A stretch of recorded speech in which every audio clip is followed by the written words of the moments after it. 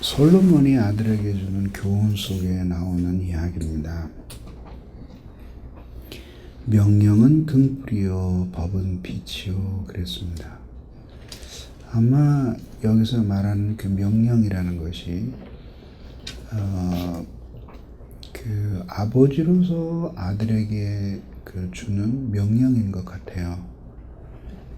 그래서 그거를 등불이라고 묘사한 거는 뭐냐면은 옛날에야 그 해가 지면은 모든 사람들이 활동을 멈추는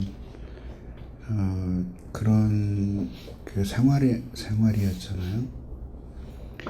몇 년 전에 북한에 갔을 때 밤중에 이렇게 거리를 보니까 캄캄해요. 완전 적막강산이에요. 근데 놀라운 건 엄청나게 많은 사람들이 밤거리를 다니는 거예요. 그러니까 거기 있는 사람이 이야기를 하는 거예요. 오랜 세월을 가로등 없이 살았더니 사람들이 넘어지지 않고 잘 다닌다는 거예요. 그렇게 캄캄한 밤길에 등불은 아주 매우 중요한 거죠. 그래서 시편 119편에 보면은 여호와의 말씀은 내 발에 등이요 할 때 등불입니다. 한 걸음 한 걸음 옮겨 놓을 때에 걸음을 헛디디지 않도록 비춰주는 불빛이에요. 경건한 아버지가 하나님을 경외하면서 자식에게 주는 충고의 명령은 이렇게 자라나는 사람들에게 그 길에 자기 가는 길에 등불이 된다 그런 뜻이죠. 사실은 엄밀하게 말하면 사람이 사람답게 잘 자라도록 만드는 것은 가정의 일입니다. 그리고 그 일을 가정이 온전하게 할 때 사회가 건강하고 복된 사회가 되는 것이죠. 근데 이제 그 다음에는 법은 빛이요라고 나오는데 이 빛은 히브리 말로 오르인데 등불보다는 훨씬 더 밝은 거죠. 그래서 이렇게 사람이 만든 인공적인 어떤 그 광원에서 비치는 빛도 빛이라고 이야기를 했고, 햇빛에 비치는 빛도 빛이라고 이야기를 했고, 심지어는 달에서 비치는 빛도 빛이라고 이야기를 했습니다. 그렇지만 여기서 이야기하는 이 빛이라고 하는 것은 보다 더 그 넓은 의미에서 찬란하게 비치는 그런 어떤 그 절대적인 빛을 가리키는 거죠. 그래서 이 법은 율법입니다. 그래서 등불이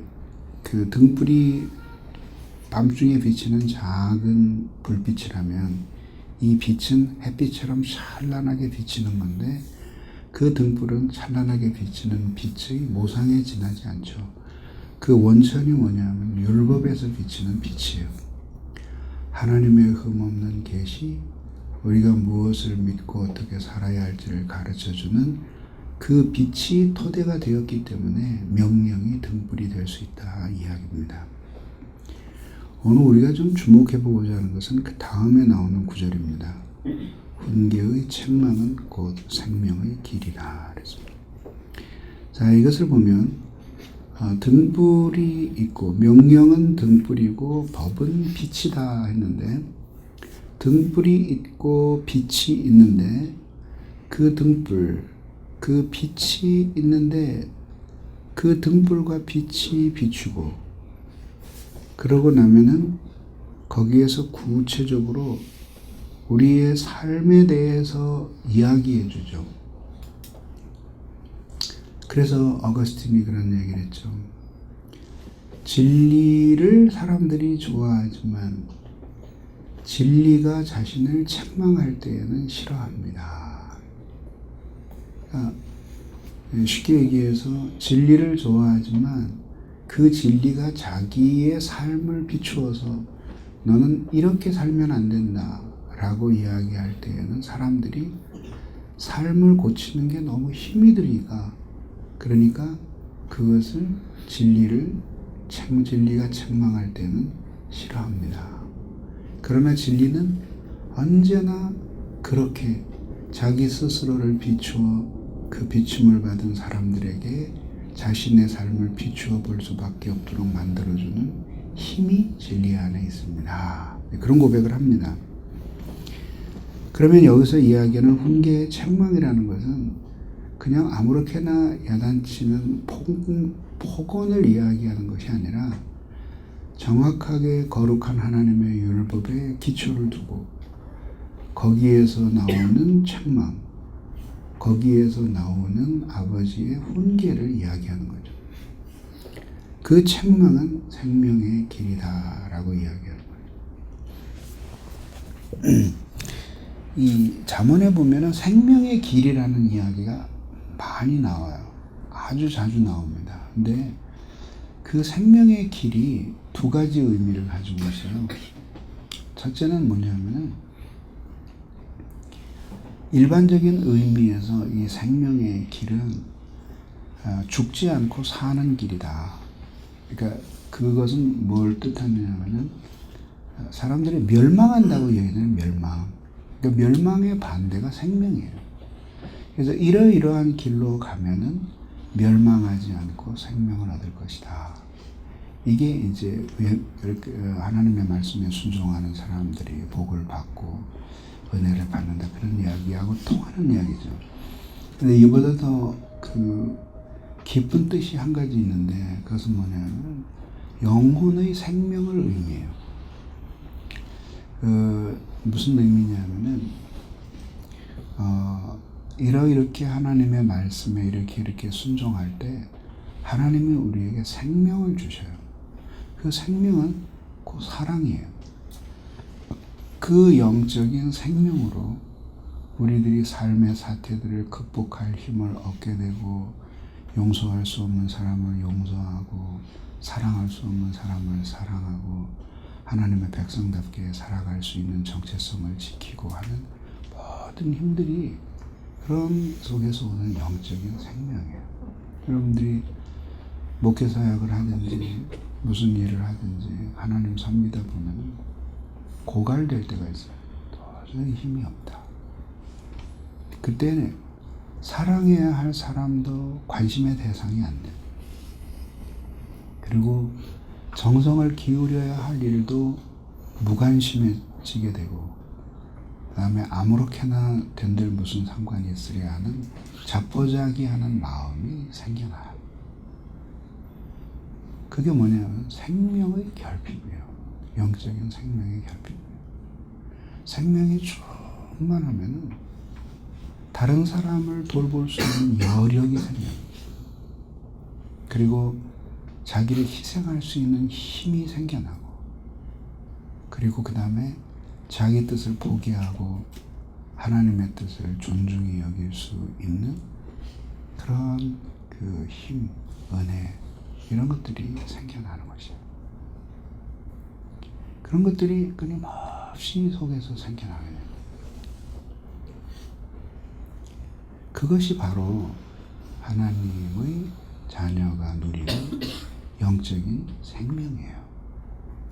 그것을 길이라고 묘사하는 이유가 뭐냐면은 그런 생명이 우리에게 이렇게 주어질 때, 그때 그 생명이 우리에게 충만하게 부어지면, 그러면 그 생명이 없는 사람하고는 다른 방식의 삶을 살아가게 되는 거죠. 그렇죠? 그래서 그런 생명이 부족할 때에는 싸우고 다투고 분쟁해야 될 사람이 그런 생명이 충만하게 되면 용서하고 화해하고 희생하고 끌어안고 그럴 수 있는 놀라운 힘이 생겨나는 거예요. 그게 우리들이 하나님 앞에서 인생을 살아가는 길이에요. 그래서 이 생명은 사실 곧 사랑이라고 말해도 과언이 아니에요. 그래서 이제 어거스틴은 이것을 삼위일체 안에 있는 사랑이라고 했고, 에드워즈는 생명이라고 이야기를 했는데 같은 말이에요. 그래서 나는 생명하고 나오면 항상 사랑이라는 말을 같이 쓰기를 좋아해요. 생명과 사랑. 얘는 생명 곧 사랑이라는 말하고도 통하는 거죠. 우리들이 오늘 성경에 보면은 훈계의 책망은 생명의 길이라 그럽니다. 훈계의 책망이라는 것이 무엇이죠?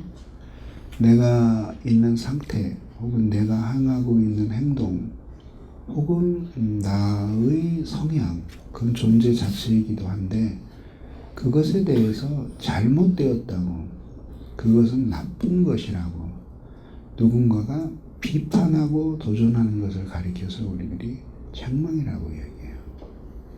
근데 그것을 어느 성경은 생명의 길이라 이야기해요.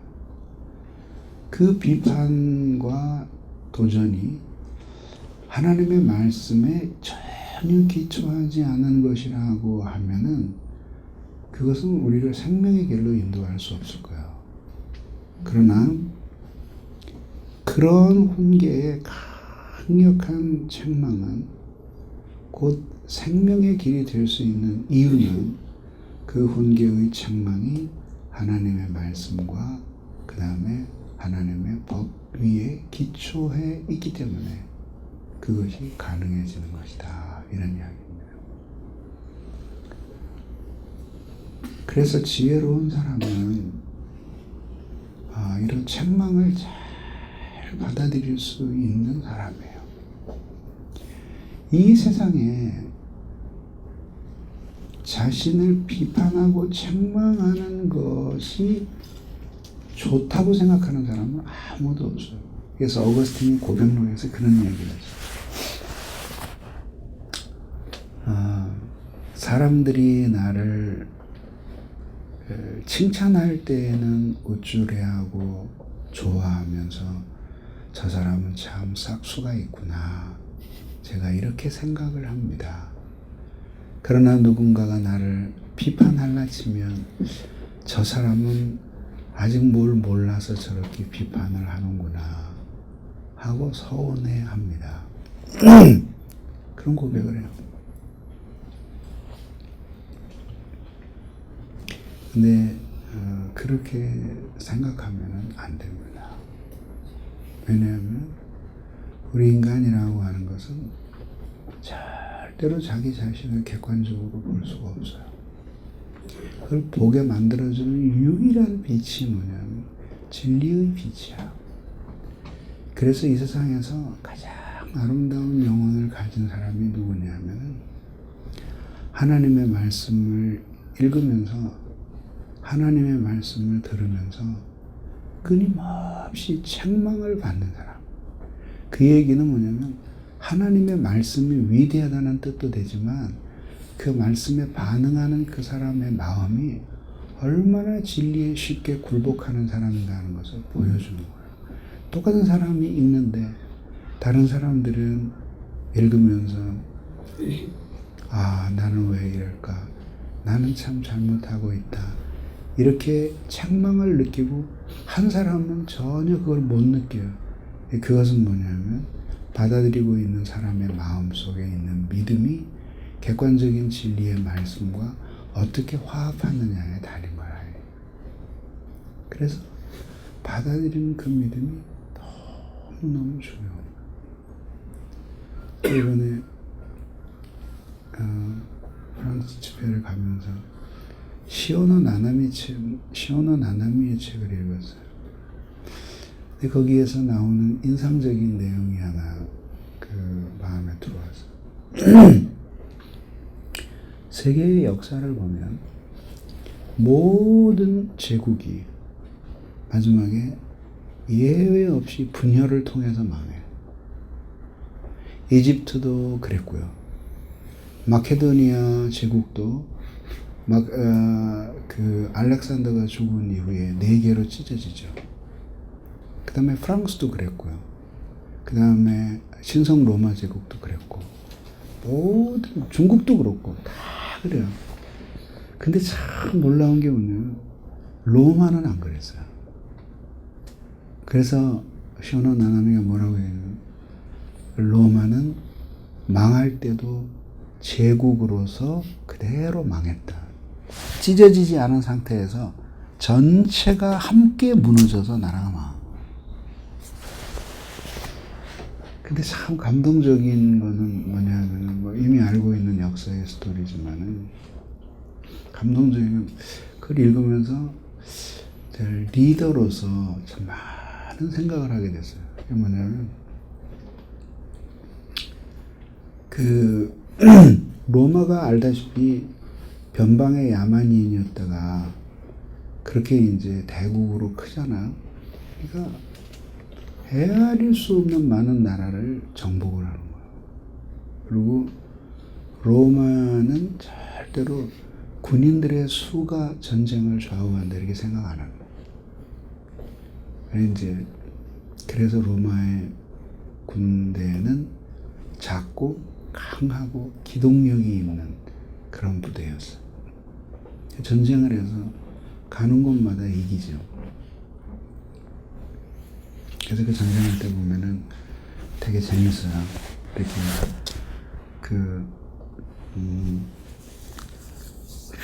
바둑판 모양으로 군대를 배치하고 사이사이에 적군이 뚫고 들어올 수 있는 길을 열어줘요. 근데 그 좁은 길을 열어줘.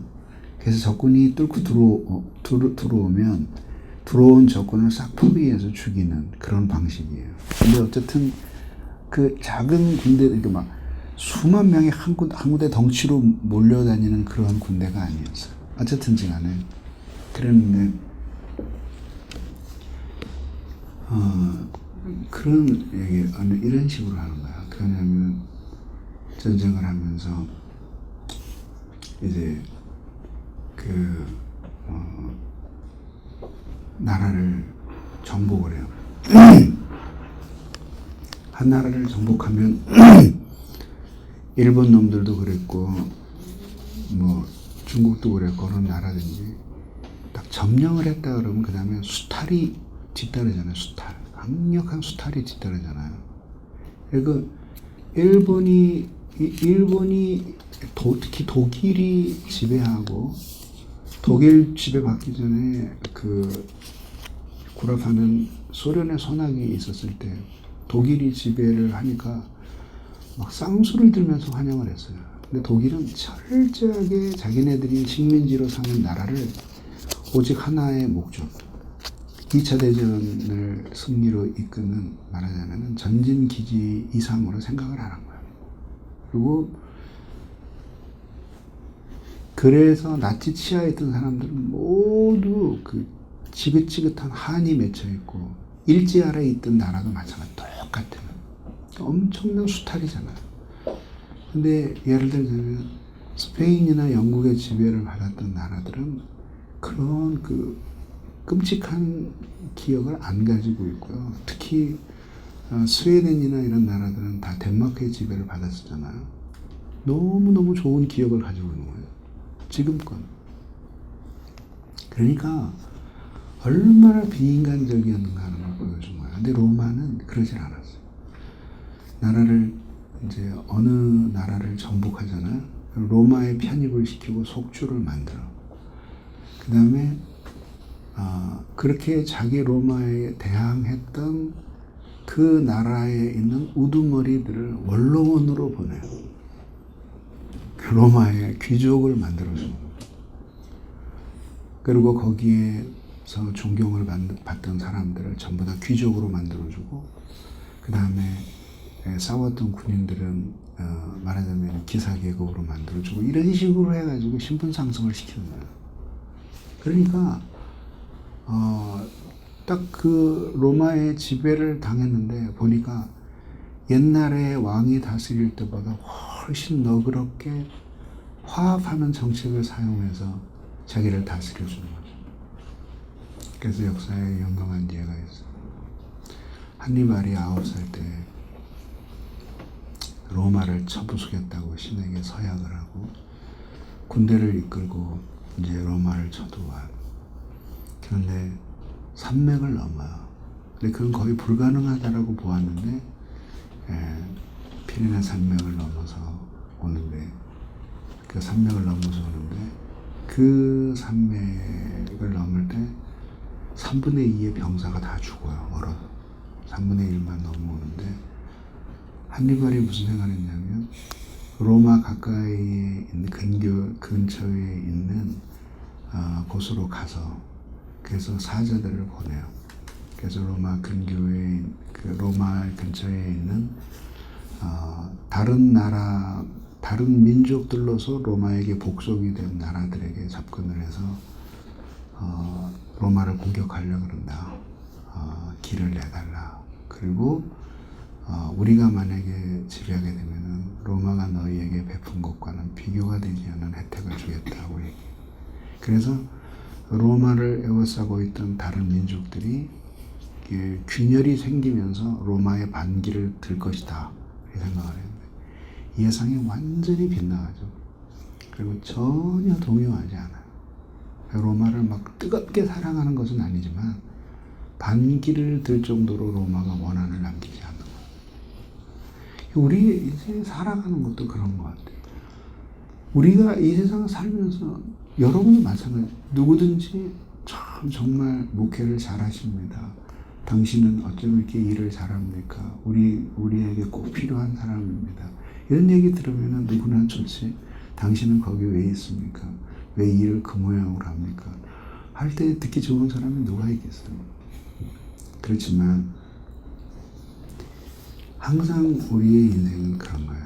살면서 이렇게 나에게 도전하는 사람도 있고 책망하는 사람도 있고 할 때 그거를 자신에게 그렇게 좋은 이야기 하는 사람만 좋아하면 주위에 몇 년 지나고 나면 아부하는 꾼들만 잔뜩 모여 있고 옳은 소리 하는 사람은 하나도 없는 거예요. 그러다 나중에 어느 한순간에 우르르 하고 그 아부하는 사람들하고 함께 무너지는 거예요. 그냥 그렇게 되면 안 돼요. 그래서 자신과 생각을 달리하던 사람들도 그것을 받아들이고 품고 하면서 로마처럼 흘러갈 수 있을 때 그때의 진정한 예수님이 말씀하셨던 온유한 사람은 복이 있나니 저희가 땅을 기업으로 받을 것이며 그런 말씀이 응할 수가 있는 것이죠. 그래서 더욱이 오늘 여기 나오는 말씀 보면 훈계의 책망이에요. 훈계의 책망은 항상 자신이 존경하는 아버지나 목사님을 통해서만 주어지는 건 아니에요. 사도 다윗이 압살롬의 반역을 당해서 도망갈 때 시므이라는 작자가 와서 막 흘근들지면서 욕을 하죠. 그때 부하들이 단칼에 벽에 뿌릴까요? 할 때 다윗이 말리죠. 뭐라 그럽니까? 놔둬라. 하나님이 저 사람을 통해서 나를 야단치시는지 너가 알겠느냐? 그게 심한 얘기예요.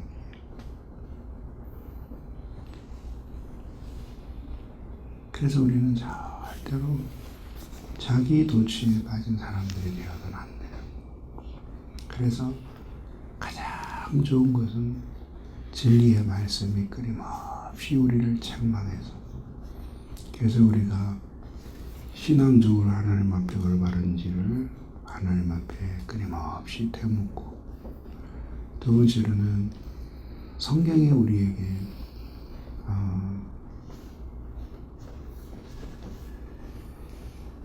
신앙적으로 올바르든가 올바르지 않은가를 우리에게 가르쳐 주기도 하지만 또 사람들과의 만남 속에서 우리에게 들리는 비판이나 책망이나 이런 것들은